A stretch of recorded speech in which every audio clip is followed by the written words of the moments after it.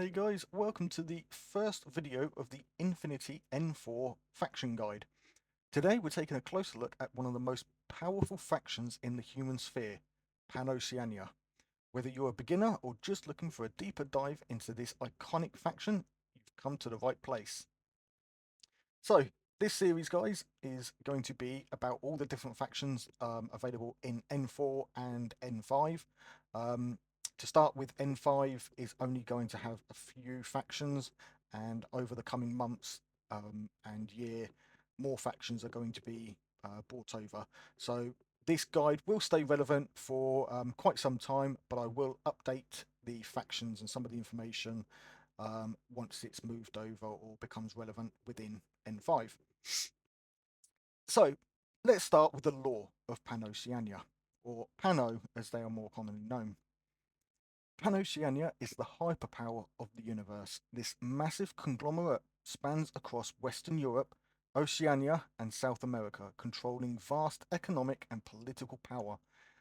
They are known for their cutting edge technology, superior military hardware, and powerful AI infrastructure.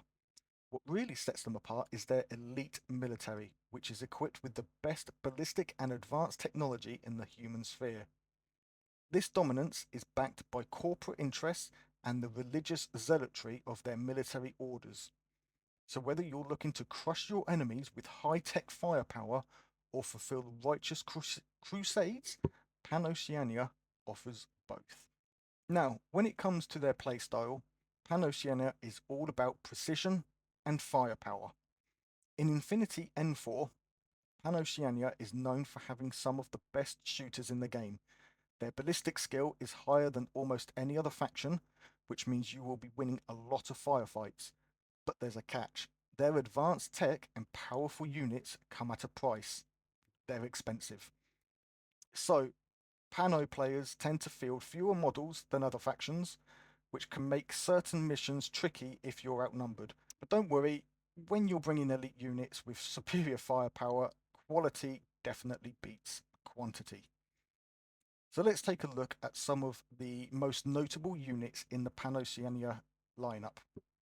So first up, we have the Swiss Guard. This is a heavy infantry unit with TO camo and a HMG. The Swiss Guard is an elite unit that combines high armor with the ability to hide and surprise your opponent. Whether you're shredding through infantry or taking down enemy tags, the Swiss Guard is an absolute powerhouse. Next, we have the Knight of Justice from the military orders. This is a close to mid-range heavy infantry unit that comes armed with a Spitfire. Not only does it hit hard, but it's incredibly durable, making it perfect for pushing into the midfield and taking objectives. And let's not forget the backbone of any PanO list, the Fusiliers. They're cheap, they're efficient, and they have a solid ballistic skill of 12, which means they can hold their own in a firefight. You'll be using these guys mainly to generate orders, hold objectives, and occasionally take pot shots at enemies in ARO. One more standout unit is the Bulletier Remote.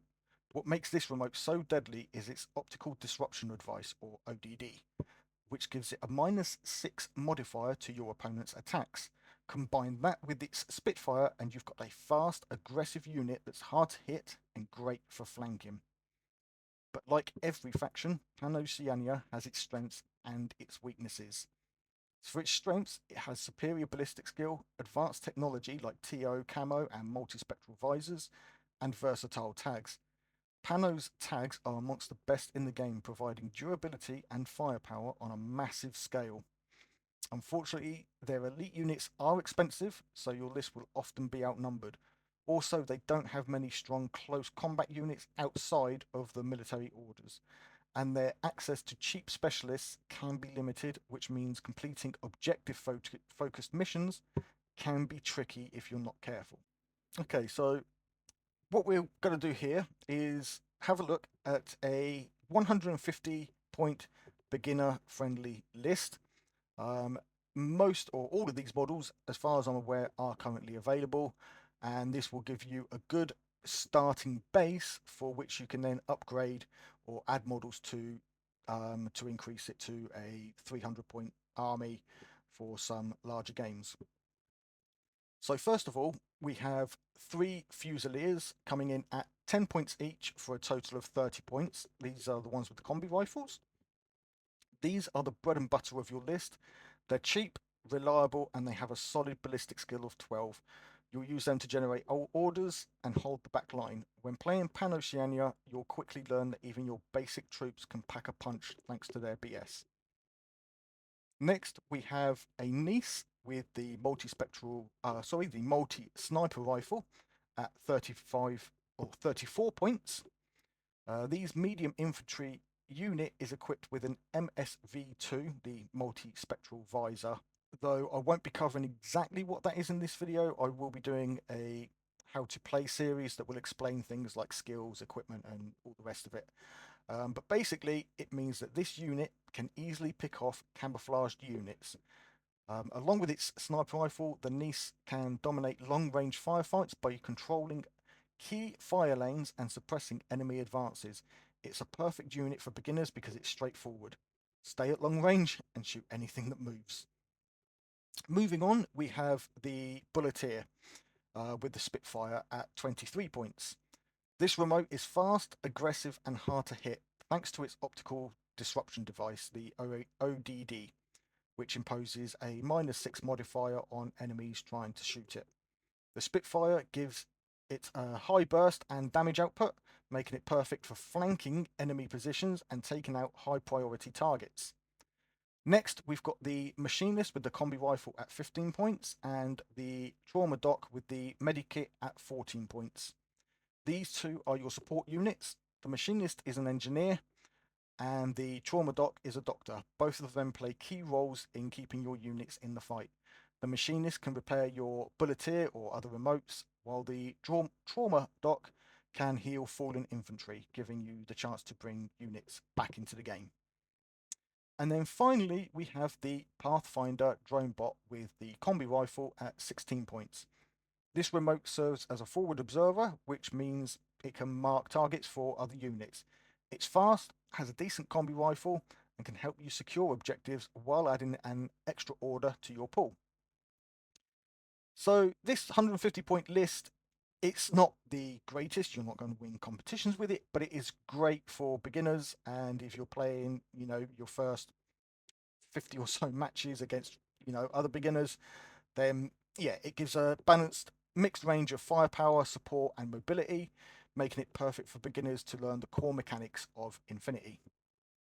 If you want to upgrade this list to 300 points, then first you want to add the big guns. So you're going to want to get a Swiss Guard with the HMG at 68 points. He's one of your more expensive models in the army list, but this heavy infantry is a beast. It's got TO camo, making it harder for enemies to hit, and the HMG lets it lay down suppressive fire and take out heavily armored targets. The Swiss Guard is easy for beginners to use. Just move it into a good position and let it shred the enemy. Next, we have the Knight of Justice with the Spitfire at 50 points. This heavy infantry is tough, durable, and packs a lot of firepower.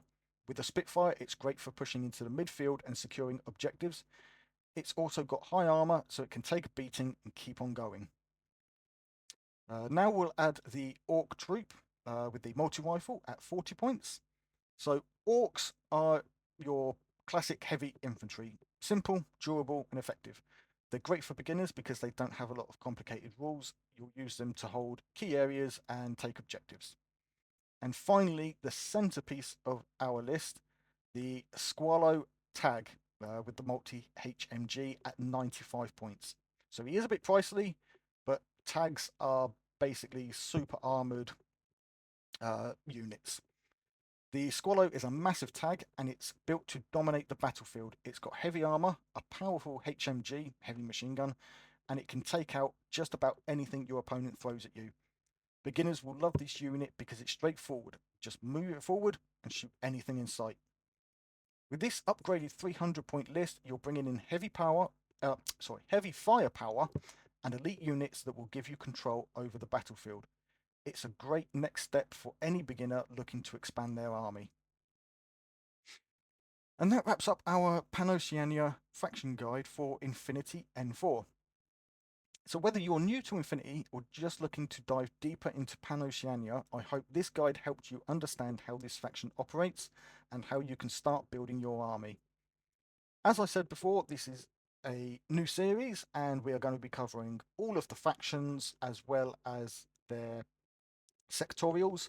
Don't worry too much about the equipment and things that I mention in the lists. We'll be going over all of that stuff in a different series where I will teach you how to play N4 and N5. So if you enjoyed this video, thanks for watching. Don't forget to hit that like and subscribe and hit that notification bell for more Infinity content. And let me know down below what your factions or what factions are your favorite, what you plan to use if you are not yet playing Infinity, and what faction you would like me to cover in the near future. But until then, as always, take it easy, keep painting those minis, and we'll see you on the battlefield.